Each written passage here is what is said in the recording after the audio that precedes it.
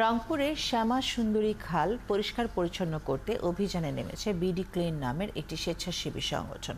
শনিবার সকালে খাল পরিচ্ছন্ন রাখতে শপথ বাক্য পাঠ করিয়ে এই কাজের উদ্বোধন করেন রংপুর সিটি মেয়র।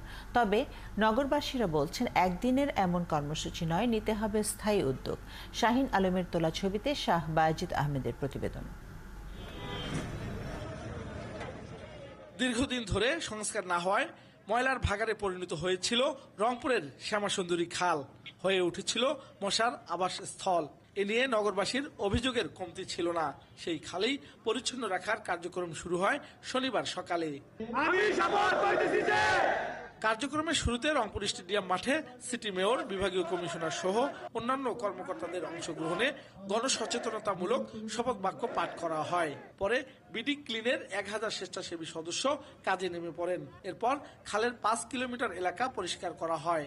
তো ময়লা ফেলার যে অপরিচ্ছন্ন যে মানসিকতা আছে, সেই মানসিকতা বদল করে এখানে পরিচ্ছন্ন একটা মানসিকতার মানুষ গড়তে চায়।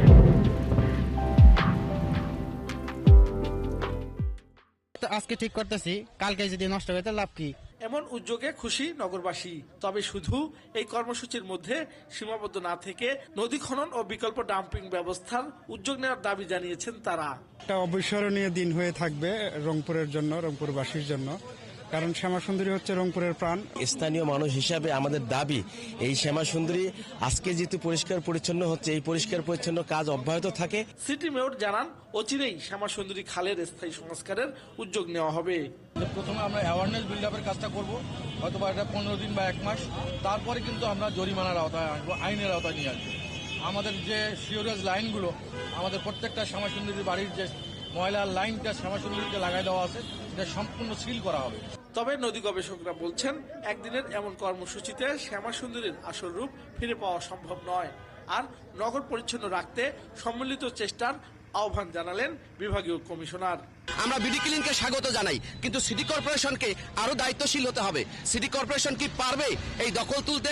সিটি কর্পোরেশন কি বড় বড় প্রকল্পের স্বপ্নের থেকে বের হয়ে এসে 4 কোটি টাকা হলে এই শ্যামাসুন্দরী প্রাণ ফিরবে, সেই 4 কোটি টাকার প্রকল্প দাঁড় করাবে? সমস্ত দপ্তর মেয়র সাহেবের উদ্যোগের সাথে তার পাশে থাকবে এবং আমরা এই শহরকে, নগরকে একটা সুন্দর শহর হিসেবে গড়ে তুলতে চাই।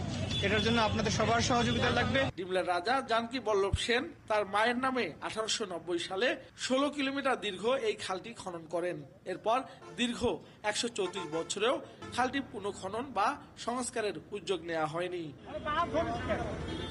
শাহ বায়েজিদ আহমেদ, 71, রংপুর।